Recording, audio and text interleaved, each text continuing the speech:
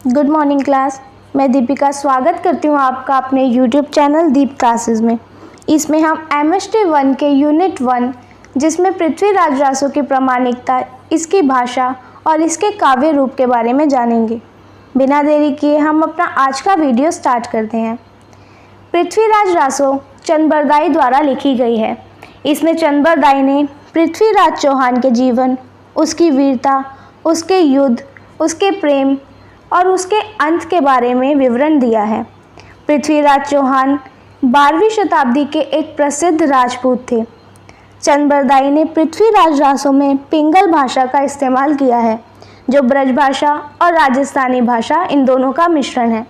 पृथ्वीराज रासो के काल की बात करें तो यह आदि काल का एक प्रसिद्ध ग्रंथ है।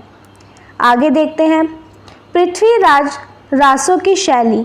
ये वीर गाथात्मक काव्य है। इसमें विभिन्न प्रकार के छंदों का प्रयोग किया गया है। पृथ्वीराज रासो एक महत्वपूर्ण काव्य इसलिए माना जाता है क्योंकि ये आदि काल की बहुत प्रमुख रचना है। इसमें वीरता और शौर्य का चित्रण किया गया है। साथ ही साथ पृथ्वीराज रासो से हमें उस समय के सामाजिक, सांस्कृतिक और राजनीतिक इन तीनों परिस्थितियों की झलक मिलती है। पृथ्वीराज रासो को लेकर एक विवाद भी है। इसका विवाद क्या है कि कुछ विद्वान तो इसको प्रामाणिक मानते हैं, कुछ अप्रामाणिक मानते हैं। वहीं एक तीसरा मत और सामने आता है जो इसे अर्ध प्रामाणिक मानते हैं। आगे देखते हैं चंद पृथ्वीराज रासो हिंदी साहित्य के आदिकाल का सर्वाधिक विख्यात, लोकप्रिय और विवादग्रस्त महाकाव्य है। 1883 में बंगाल के रॉयल एशियाटिक सोसाइटी ने पृथ्वीराज रासो का प्रकाशन आरंभ किया। रचना के प्रकाशित होने के पहले ही इसकी प्रामाणिकता को लेकर विवाद उत्पन्न हो गया और इसका प्रकाशन रोक दिया गया। बाद में काशी नागरी प्रचारणी सभा ने इसका प्रकाशन किया। जैसा कि मैंने आपको बताया कि पृथ्वीराज रासो किसके द्वारा, चंद के द्वारा लिखा गया है। ये आदिकाल का ग्रंथ है, बहुत लोकप्रिय है और विवादग्रस्त भी है। विवादग्रस्त इसलिए है क्योंकि इसके रचनाकाल, रचनाकार और इसकी प्रामाणिकता, इन तीनों को ही लेकर ये विवाद में रहता है। सबसे पहले रॉयल एशियाटिक सोसाइटी ने इसका प्रकाशन आरंभ किया था, लेकिन इससे पहले कि प्रकाशित होती इसकी प्रामाणिकता को लेकर विवाद उत्पन्न होने लगा। इसीलिए बाद में काशी नागरी प्रचारणी सभा ने इसको प्रकाशित करवाया। अब हम जानते हैं पृथ्वीराज रासो की प्रामाणिकता और अप्रामाणिकता से जुड़े तर्क के बारे में।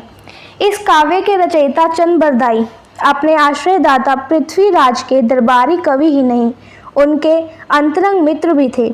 अतएव इतिहासकारों, विशेषकर पाश्चात्य प्राच्यविदों को आशा थी कि इससे 12वीं और 13वीं शताब्दी के उत्तर भारत के विषय में प्रामाणिक जानकारी मिलेगी। इसमें बताया गया है कि पृथ्वीराज रासो के दरबारी कवि तो चंद थे ही, साथ ही साथ वे इनके मित्र भी थे।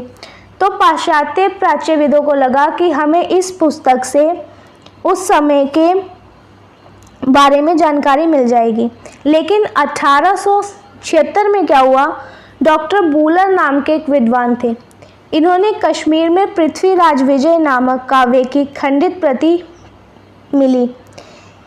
यह काव्य भी पृथ्वीराज के जीवन पर आधारित है। डॉक्टर बूलर ने तुलना करके देखा कि पृथ्वीराज विजय में उल्लिखित घटनाएं और तिथियां इतिहास सम्मत है, जबकि रासो की इतिहास विरुद्ध। इसमें क्या कह रहा है कि बूलर ने क्या किया, 1876 में कश्मीर गया था तो वहाँ पे इसको एक काव्य मिला जिसका नाम था पृथ्वीराज विजय। जब इसने पृथ्वीराज विजय और पृथ्वीराज रासो दोनों की तुलना की तो इसने पाया कि पृथ्वीराज विजय में जो सूचना दी गई है वो तो बिल्कुल ठीक है और पृथ्वीराज रासो में जो दी गई है वो उसके विरुद्ध है। तो इसी आधार पर बूलर ने क्या किया, पृथ्वीराज रासो को अप्रामाणिक घोषित कर दिया। इसके विपरीत अनेक विद्वानों ने रासो की प्रामाणिकता पर संदेह करने वाले तर्कों के विरुद्ध मत प्रकट किया और रासो की प्रामाणिकता का आग्रह किया। परिणाम स्वरूप रासो की प्रामाणिकता और अप्रामाणिकता का विवाद चल पड़ा। अब पृथ्वीराज रासो को अप्रामाणिक मानने वालों ने कुछ तर्क दिए। उनके तर्क क्या थे? पहला तो ये था कि पृथ्वीराज रासो के अनुसार जो आबू के शासक हैं वो जेत और सलग थे, किंतु इनका कोई भी उल्लेख तत्कालीन शिलालेखों में नहीं मिलता। इतिहास सम्मत तथ्य यह है कि उस समय आबू पर धारावर्ष परमार का शासन था। दूसरा, रासों के अनुसार गुजरात के राजा भीमसेन को पृथ्वीराज ने मारा था, और लेकिन शिलालेखों के अनुसार वह पृथ्वीराज के बाद भी जीवित था। तीसरा मत है, इस प्रकार रासों में लिखा है कि मोहम्मद गोरी को पृथ्वीराज चौहान ने शब्द वेदी बाण से मारा था, और ऐतिहासिक तथ्य यह है कि मोहम्मद गोरी 1203 में गक्करों के हाथों मारा गया था। चौथा, रासों में लिखा है कि पृथ्वीराज की बहन प्रथा का विवाह चित्तौड़ के राजा समर सिंह से हुआ था, लेकिन ये असंभव है। क्यों? क्योंकि राजा समर सिंह का समय 13वीं शताब्दी ईस्वी का उत्तरार्ध है, जबकि पृथ्वीराज की मृत्यु 12वीं शताब्दी में ही हो गई थी। आगे देखें, इस पर कुछ विद्वानों का मत भी है, जैसे इतिहास के प्रसिद्ध इतिहासकार हैं महामहोपाध्याय गौरीशंकर हीराचंद ओझा। इन्होंने कहा कि इस तरह हमने जांच कर देखा कि पृथ्वीराज रासो बिल्कुल अनैतिहासिक ग्रंथ है। इसमें चौहान, प्रतिहारों और सोलंकियों की उत्पत्ति संबंधी कथा, चौहानों की वंशावली, पृथ्वीराज की माता, भाई, बहन, पुत्र और रानियों के विषय में कथाएं तथा बहुत सी घटनाओं के संवत और प्रायः सभी घटनाएं तथा सामंतों आदि के नाम अशुद्ध और कल्पित हैं। कुछ सुनी सुनाई बातों के आधार पर इस बृहद काव्य की रचना की गई है। इसी पर पृथ्वीराज रासों पर ही आचार्य रामचंद्र शुक्ल ने भी कुछ कहा। इन्होंने कहा कि ऐतिहासिक तथ्यों के साथ बिल्कुल मेल न खाने के कारण अनेक विद्वानों ने पृथ्वीराज रासों के पृथ्वीराज को समसामयिक किसी कवि की रचना होने में पूरा संदेह दिया है और 16वीं शताब्दी में लिखा हुआ एक जाली ग्रंथ ठहराया है। रासों में चंगेज, तैमूर आदि पीछे के नाम आने से यह संदेह और भी पुष्ट हो जाता है। अब पृथ्वीराज रासों को हमने 3 तरीक़ों से देखा। कुछ विद्वान तो इसे प्रमाणिक मानते हैं, कुछ अप्रामाणिक मानते हैं और कुछ अर्धप्रमाणिक। तो जो इसे प्रमाणिक मानते हैं उसमें है श्याम सुंदर दास, मिश्र बंधु, मोहनलाल विष्णुलाल पांड्या और कर्नल टाड। वहीं जो अप्रामाणिक मानते हैं उसमें है आचार्य रामचंद्र शुक्ल, देवी प्रसाद, कविराज श्यामल दास, गौरीशंकर हीराचंद ओझा, बुलहर और मुरारीदान। और अर्धप्रमाणिक मानने वालों में मुनि जैन विजय, आचार्य हजारी प्रसाद द्विवेदी, डॉक्टर सुनीति कुमार चटर्जी और डॉक्टर दशरथ ओझा। आगे देखते हैं। अब आते हैं पृथ्वीराज रासों के रचनाकार और इसके रचनाकाल पर। इसको लेकर भी बहुत विवाद चला। देखें इसमें क्या लिखा है। रचनाकार और रचनाकाल। अब यह तय हो गया है कि पृथ्वीराज रासो इतिहास ग्रंथ नहीं है, काव्य ग्रंथ है। परंतु प्रामाणिकता और अप्रामाणिकता का विवाद इस प्रश्न से भी जुड़ा है कि कवि चंद्रबरदाई पृथ्वीराज के समकालीन थे या उन्हें बाद में पृथ्वीराज रासो की रचना की। इसमें क्या कह रहा है, ये तो विवाद पहले से था ही कि पृथ्वीराज रासो प्रामाणिक है या अप्रामाणिक, किंतु अब ये भी विवाद होने लगा है कि चंद्रबरदाई क्या सच में पृथ्वीराज रासो के समकालीन थे या फिर ये पृथ्वीराज रासो की रचना चंद्रबरदाई ने पृथ्वीराज के बाद की है। इस काव्य का रचनाकाल और भी विवादास्पद है। ओझा जी ने इसका रचनाकाल 16वीं शताब्दी अनुमानित किया है। शुक्ल जी ने पृथ्वीराज चौहान के समय का काव्य इसे नहीं माना है। वहीं हजारी प्रसाद द्विवेदी की बात करें तो इनका मानना है कि रासों का वर्तमान रूप अधिक से अधिक 17वीं शताब्दी के मध्य में ही प्राप्त हुआ होगा। पृथ्वीराज रासों के एक महत्वपूर्ण संपादक डॉक्टर माता प्रसाद गुप्त के अनुसार सभी दृष्टियों से पृथ्वीराज रासों की रचना संवत 1400 के लगभग हुई मानी जा सकती है, इससे पूर्व नहीं। तो यहाँ पे कुछ विद्वानों ने पृथ्वीराज रासों का अलग अलग समय दिया है। जैसे ओझा जी ने क्या कहा कि 16वीं शताब्दी, वहीं शुक्ल जी ने इसको क्या कह दिया, इन्हें पृथ्वीराज चौहान के समय का ही नहीं माना। और हजारी प्रसाद द्विवेदी ने क्या किया, इसे 17वीं शताब्दी के मध्य। वहीं माता प्रसाद गुप्त ने इसका समय का लगभग 1400 संवत का माना है, उसके बाद का नहीं। आगे देखें। विद्वान रासों को तो अप्रामाणिक मान ही चले थे। इस बात में ही संदेह करने लगे थे कि चंद नामक कोई रासोकार कवि हुआ भी था कि नहीं। इसी बीच प्रसिद्ध अपभ्रंश विद्वान मुनिजन विजय जी ने संग्रह के अंश जयचंद प्रबंध ही में 4 ऐसे छप्पयों का अनुसंधान किया जो चंद के नाम से हैं। इसमें से 3 छप्पे पृथ्वीराज रासों में, थोड़े बहुत परिवर्तन रूप में मिल जाते हैं।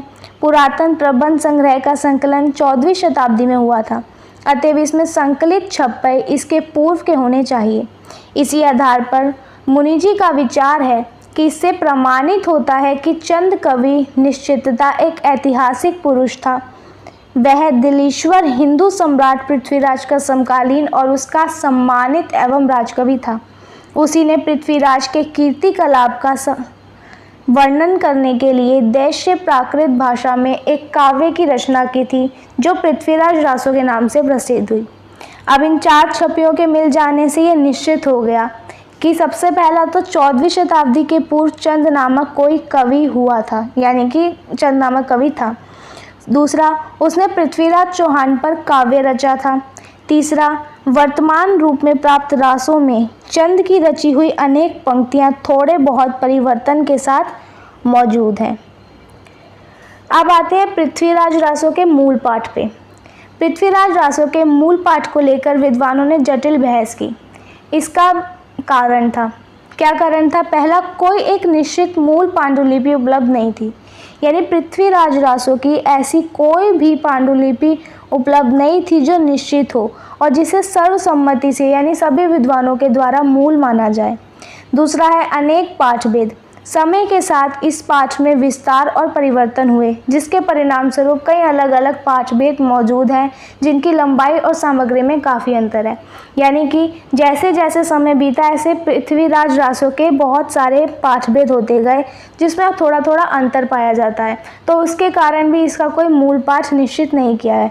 तीसरा, मौखिक परंपरा। माना जाता है कि रासो लंबे समय तक मौखिक परंपरा में रहा, जिसके कारण विभिन्नताएं आ गई। मौखिक परंपरा क्या होती है कि जो लोगों को मुँह ज़बानी याद थी, अब ऐसे में क्या होता है कि धीरे धीरे उसमें कुछ ना कुछ चेंज आते रहते हैं। तो ये यहाँ पे भी वो यही कहना चाह रहा है कि मौखिक परंपरा के कारण क्या है, इसमें बहुत विभिन्नता पाई जाती है। इसके और भी देखें तो आधुनिक विद्वान उपलब्ध पांडुलिपियों को उनकी लंबाई के आधार पर 4 पाठभेदों में विभक्त कर देते हैं। पहला तो है इसका लघुत्तम पाठभेद। इसमें क्या है, कुछ विद्वानों द्वारा इसे मूल पाठ के सबसे करीब माना गया है। मूल पाठ के सबसे करीब किसे माना गया? लघुत्तम पाठ को। इस पाठभेद की सबसे पुरानी पांडुलिपि ये कब आई थी? 1610 ईस्वी की है, जो गुजरात के धरनो जलावी गांव में मिली थी। और इसमें लगभग कितने दोहे हैं? 1300 दोहे। इसकी भाषा की बात करें तो इसकी भाषा बाद में संस्करणों की तुलना में अधिक प्राचीन है। इसका दूसरा पाठभेद है लघु पाठभेद। इसे सबसे पुरानी पांडुलिपि माना जाता है। इसका समय देखें तो 1613 ईस्वी का है और इसमें 3500 से 4000 तक दोहे हैं। तीसरा है मध्यम पाठभेद। सबसे पुरानी पांडुलिपि 1635 ईस्वी की है। इसमें दोहों की संख्या देखें तो इसमें 10,000 दोहे पाए जाते हैं। चौथा है वृहद पाठभेद। 17वीं शताब्दी के अंत में मेवाड़ दरबार के संरक्षण में ये विकसित हुआ। इसका जो पहला मुद्रित संस्करण आया वो 1703 ईस्वी में पांडुलिपि पर आधारित था और इसमें सबसे विस्तृत संस्करण है ये, क्योंकि इसमें 30,000 से भी अधिक दोहे हैं। तो यहाँ हमने क्या देखा कि इसके लघुत्तम पाठ में 1300 दोहे थे, इसके लघु पाठ में 3500 से 4000 दोहे थे। वहीं अगर इसके मध्यम पाठ की बात करें तो 10,000 दोहे और इसके वृहद पाठभेद की बात करें तो इसमें सबसे ज़्यादा दोहों की संख्या थी 30,000। तो इसका निष्कर्ष क्या निकला? यद्यपि हमारे पास चंद्रबरदाई द्वारा स्वयं लिखी गई मूल पांडुलिपि नहीं है, फिर भी पृथ्वीराज रासो का लघुत्तम पाठभेद, जिसकी सबसे पुरानी उपलब्ध पांडुलिपि 1610 ईस्वी की है, इसको लोगों के द्वारा मूल पाठ का सबसे निकटतम प्रतिनिधित्व माना गया है। तो किसे माना गया है मूल पाठ का सबसे निकटतम? इसमें देखें आप, लघुत्तम पाठभेद को माना गया है। आगे आते हैं, तो अब आ गए हम नेक्स्ट टॉपिक पे, जो है पृथ्वीराज रासो की साहित्यिक परंपरा। तो इस पर हजारी प्रसाद द्विवेदी ने क्या लिखा है? हजारी प्रसाद द्विवेदी ने पृथ्वीराज रासो को शुक शुकी संवाद माना है। हजारी प्रसाद द्विवेदी मानते हैं कि रासो की शुरुआती रूप में भी शुक का मतलब यहाँ पे हो गया नर तोता, और शुकी, शुकी का मतलब हो गया मादा तोता, इन दोनों के बीच बातचीत की योजना रही होगी। वे कहते हैं रासों के वर्तमान रूप में कई जगह इस संवाद की शुरुआत दिखाई देती है, जो इस बात का इशारा है। दूसरा पॉइंट है मध्यकालीन परंपरा। द्विवेदी जी का कहना है कि मध्यकाल के प्रबंध काव्यों में अक्सर कहानी के दो पात्रों के संवाद से शुरू होती थी। रासों में भी कई जगह शुक शुकी संवाद की झलक मिलती है। तीसरा, पात्र के रूप में शुक शुकी। द्विवेदी जी भी यह मानते हैं कि रासों में शुक शुकी सिर्फ कहानी कहने वाला या सुनने वाला नहीं है, बल्कि वह कहानी के पात्रों के रूप में भी हमारे सामने आता है। जैसे संयोगिता और पृथ्वीराज की प्रेम कहानी में शुक नर का रूप धरकर पृथ्वीराज के पास जाता है और शुकी वो संयोगिता के पास जाती है। फिर है इसका काव्य सौंदर्य। हजारी प्रसाद द्विवेदी जी को लगता है कि शुक शुकी संवाद के रूप में रासों का प्रस्तुतिकरण काव्य की सुंदरता को जो है बढ़ा देता है। वहीं पृथ्वीराज के 3 विवाहों की कथा इस संवाद के माध्यम से इसमें बताई गई है। फिर आता है मूल रूप का अंदाजा। उनका मानना है कि रासों के मौजूद शुक शुकी संवाद में इस मामूली से संकेत को पकड़कर हम रासों के मूल रूप के कुछ हिस्सों का अंदाज़ा लगा सकते हैं। तो इसमें हजारी प्रसाद द्विवेदी का क्या मानना है कि जो पृथ्वीराज रासो है ये शुक शुकी संवाद के रूप में लिखा गया है। हजारी प्रसाद द्विवेदी के बाद आते हैं डॉक्टर माता प्रसाद गुप्त। इनका कहना है उक्ति श्रृंखला और छंद श्रृंखला, यानी माता प्रसाद गुप्त ने जिन्होंने रासों का एक नया संपादन किया था, इन्होंने क्या किया था, पृथ्वीराज रासों का संपादन किया था। ये मानते हैं कि रासों के मूल रूप में उचित श्रृंखला और छंद श्रृंखला की पद्धति थी। छंद श्रृंखला के बारे में माता प्रसाद गुप्त कहते हैं कि रासों के शुरुआती रूप में कई छंद या कथा इसके भाग आपस में जुड़े हुए थे, लेकिन बाद में उन्हें तोड़कर बीच बीच में नए छंद डाल दिए गए, जिससे मूल छंदों की कड़ी टूट जाती है। लघुत्तम पाठ के बारे में इनका मानना है कि रासों के सबसे छोटे पाठ लघुत्तम पाठ में उक्ति और छंदों की यह श्रृंखला काफ़ी हद तक सुरक्षित है। इसके संपादन के बारे में कहा है कि रासों का संपादन करते समय इसकी उक्ति और छंद श्रृंखला का ध्यान रखा है। उनका संपादित पाठ रासों के लघुत्तम रूप के करीब है, जिसमें 12 मुख्य भाग हैं। निष्कर्ष देखें, अब पृथ्वीराज रासों की पूरी तरह से नकली तो नहीं माना गया है। यहाँ तक कि इसके रूप की बात है तो हजारी प्रसाद द्विवेदी साहित्यिक परंपरा और काव्य की सुंदरता के आधार पर इनका अनुमान लगाना चाहते हैं, जबकि माता प्रसाद गुप्त पाठों की तुलना करके उनमें मौजूद उक्ति और छंद श्रृंखला को देखकर मूल पाठ को समझने की कोशिश कर रहे हैं। दोनों ही विद्वान रासों के शुरुआती स्वरूप को जानने के लिए अलग अलग लेकिन महत्वपूर्ण रास्ते सुझाते हैं। हमारा नेक्स्ट टॉपिक है पृथ्वीराज रासों की भाषा। अब हमने पृथ्वीराज रासों की साहित्यिक परंपरा के बारे में जान लिया, इसकी प्रामाणिकता और अप्रामाणिकता के बारे में जान लिया। अब इसकी भाषा के बारे में जानते हैं। तो पृथ्वीराज रासों की भाषा एक जटिल और बहुस्तरीय विषय है। क्यों? क्योंकि यह ग्रंथ कई पाठ भेदों में उपलब्ध है। हमने इसके 4 पाठ भेद बताए थे आपको, जिनकी लंबाई और भाषाई विशेषताओं में क्या है, काफ़ी अंतर है। फिर भी निम्नलिखित बिंदुओं के माध्यम से इसकी भाषा को विस्तार से समझा जा सकता है। तो इसकी जो मुख्य भाषा है, सबसे पहले तो उसमें आती है पिंगल। पिंगल क्या है, ये मैंने आपको शुरू में बताया था। तो पहले हम ब्रज भाषा का देखते हैं। यह व्यापक रूप से स्वीकार किया गया है कि पृथ्वीराज रासो मुख्य रूप से ब्रज भाषा में रचा गया है। ब्रज भाषा पश्चिमी हिंदी की एक प्रमुख साहित्यिक बोली थी, जो मध्यकाल के दौरान खूब प्रचलित हुई। यह विशेष रूप से ग्रंथ के बाद और लंबे पाठ भेदों में सत्य है। फिर आते हैं पिंगल भाषा। अक्सर पृथ्वीराज रासों में प्रयुक्त विशिष्ट बोली को पिंगल कहा जाता है। पिंगल को पूर्वी राजस्थानी से प्रभावित ब्रज भाषा का एक रूप माना जाता है। यह प्रभाव भौगोलिक संदर्भ और समय के साथ राजस्थानी भाटों और प्रेक्षोपों की संभावित उपस्थिति के कारण है। आगे देखें, पृथ्वीराज रासो की भाषाई विशेषता कुछ और भी है, जैसे भाषाओं का मिश्रण।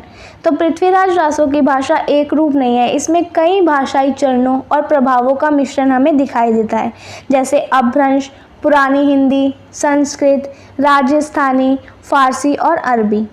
अपभ्रंश, इसमें अपभ्रंश के तत्व मौजूद हैं जो मध्य इंडो आर्यन भाषाओं और आधुनिक इंडो आर्यन भाषाओं के बीच संक्रमणकालीन भाषाई अवस्था थी। यह पुराने और छोटे पाठ भेदों में अधिक स्पष्ट है, जो एक प्रारंभिक भाषाई आधार का सुझाव देता है। पुरानी हिंदी, यह भाषा अपभ्रंश से विकसित हो रही प्रारंभिक हिंदी की विशेषताओं को दर्शाती है। संस्कृत, विशेष रूप से अधिक औपचारिक विवरणों और वर्णनों में संस्कृत शब्दावली उल्लेखनीय उपस्थित है। वहीं आते हैं हम राजस्थानी पे। तो जैसा कि पहले ही बताया गया है कि राजस्थानी बोलियों का महत्वपूर्ण प्रभाव है, विशेष रूप से शब्दावली और कुछ व्याकरणिक विशेषताओं में। यह स्पष्टतः पाठ के राजपूताना से जुड़ाव और राजस्थानी भाटों के योगदान के कारण है। फिर है फारसी और अरबी। तुर्क आक्रमणों के ऐतिहासिक संदर्भ के कारण कुछ फारसी और अरबी शब्द भी इसमें पाए जा सकते हैं, हालांकि उनकी उपस्थिति अन्य प्रभावों की तुलना में बहुत कम लेकिन प्रमुख है। भाषा के साहित्यिक पहलू को देखें तो सबसे पहले है इसमें वीर रस। तो भाषा महाकाव्यों के प्रमुख रस वीर रस से अत्यधिक प्रभावित है। यह ऐसी शब्दावली और वाक्य विन्यास का उपयोग करता है जो साहस, वीरता, युद्ध की तीव्रता को व्यक्त करता है। इसमें मौजूद प्रभावशाली शब्दों और ऊर्जावान लय का प्रयोग किया है। तो इसकी भाषा में सबसे पहले तो हमें वीर रस दिखाई देता है। क्यों? क्योंकि जहाँ पे भी हमें साहस, वीरता या युद्ध के बारे में वर्णन करना होता है, वहाँ पे सबसे प्रभावी जो रस है वो वीर रस होता है। तो पृथ्वीराज रासो में अगर हम इसकी भाषा में देखें तो वीर रस पाया जाता है। सेकंड है इसमें छंद। तो पृथ्वीराज रासो के मध्यकालीन भारतीय कविता में प्रचलित विभिन्न प्रकार के छंदों का उपयोग किया गया है। इसमें छप्पर छंद विशेष रूप से प्रमुख है। छंदों का चुनाव अक्सर छंदों की भावात्मक टोन और कथा प्रवाह का पूरक होता है। भाषा इन विभिन्न छंदों की मांगों के अनुकूल होती है। तो पृथ्वीराज रासो में हमें बहुत से छंद दिखाई देते हैं, लेकिन इसका जो सबसे विशेष छंद है वो है छप्पर छंद। इसमें छप्पर छंद का सर्वाधिक प्रयोग किया गया है। अब इसकी प्राचीन शब्दावली के बारे में बात करें तो पाठ में कई प्राचीन शब्द और व्याकरणिक रूप शामिल हैं जो आधुनिक हिंदी में अब सामान्य उपयोग में नहीं है। यह महाकाव्य के ऐतिहासिक और साहित्यिक संवाद को बढ़ाता है, यानी कि इसमें कुछ ऐसे शब्दों का भी यूज़ किया गया जो अब बहुत प्राचीन हो चुके हैं और आज के समय में उन शब्दों का प्रयोग नहीं किया जाता है। आगे देखें, आचार्य रामचंद्र शुक्ल ने लिखा है। अब पृथ्वीराज रासो की भाषा पर कुछ विद्वानों ने अपने मत दिए हैं, जिसमें सबसे पहले आचार्य रामचंद्र शुक्ल। ये क्या लिखते हैं कि भाषा की कसौटी पर कसते हैं तो और भी निराश होना पड़ता है, क्योंकि यह बिल्कुल बेठिकाने हैं। उसमें व्याकरण आदि की कोई व्यवस्था नहीं है। दोहों की और कुछ कवितों यानी छप्पयों की भाषा तो ठिकाने की है, पर त्रोटक आदि छोटे छंदी में तो कहीं कहीं अनुस्वारांत शब्दों की ऐसी मनमानी भरमार है जैसी किसी ने संस्कृत प्राकृत की नकल की है। डॉक्टर नामवर सिंह क्या कहते हैं कि वस्तुतः अपभ्रंश के बाद प्रायः पश्चिमी भारत में दो मुख्य भाषाएं उत्पन्न हुई। दक्षिणी पश्चिमी राजस्थान में डिंगल तथा पूर्वी राजस्थान और ब्रज भाषा में पिंगल। काव्य परंपरा की दृष्टि से डिंगल में रचना करने वाले प्रायः चारण हुए और पिंगल में कृति कवि प्रायः भाट। पृथ्वीराज रासो पूर्वी राजस्थान में मूलतः चंद बलिद भट्ट द्वारा अपभ्रंशोत्तर युग में रचा गया और अनेक प्रेक्षकों के साथ अपने विभिन्न रूपांतरों में भी वह पिंगल की रचना है। डॉक्टर धीरेन्द्र वर्मा क्या कहते हैं कि रासो की भाषा के व्याकरणिक ढांचों को ब्रज भाषा ये मानते हैं। इसी पर डॉक्टर दशरथ शर्मा का क्या कहना है? डॉक्टर दशरथ शर्मा और मनीराम रंगा इसे प्राचीन राजस्थानी मानते हैं। अब निष्कर्ष देखें तो पृथ्वीराज रासो की भाषा को सर्वोत्तम रूप से गतिशील और मिश्रित भाषाई रूप में वर्णित किया गया है। इसमें ब्रज भाषा इसका प्रामाणिक आधार है।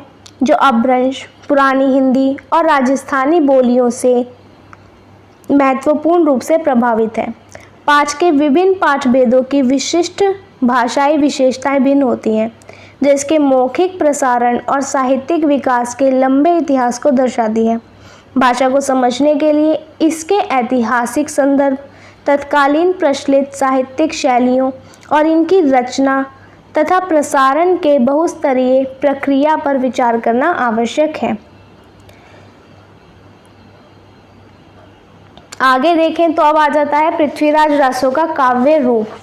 तो पृथ्वीराज रासो किस तरह का काव्य है? सबसे पहले तो ये है प्रबंध काव्य। इसको प्रबंध काव्य इसलिए कहा गया है क्योंकि इसकी कथा विस्तृत है, इसमें सर्गात्मकता है और इसमें विभिन्न रसों का समावेश है। एक एक करके हम इसे जानते हैं। सबसे पहले है विस्तृत कथा। प्रबंध काव्य वह होता है जिसमें एक मुख्य कथा को विभिन्न उपकथाओं के साथ क्रमबद्ध रूप से प्रस्तुत किया जाता है। और पृथ्वीराज रासो में पृथ्वीराज चौहान के जीवन की विस्तृत कथा का वर्णन किया गया है। इसमें उनके जन्म, बचपन, विवाह, युद्ध, प्रेम प्रसंग और अंत तक की घटनाओं को सिलसिलेवार यानी कि क्रमबद्ध ढंग से कहा गया है। इसमें संयोगिता स्वयंवर, कैमास वध, विभिन्न युद्धों के वर्णन आदि अनेक उपकथाएं जो है वो में मुख्य रूप से आगे बढ़ती हुई एक के बाद एक दिखती हैं।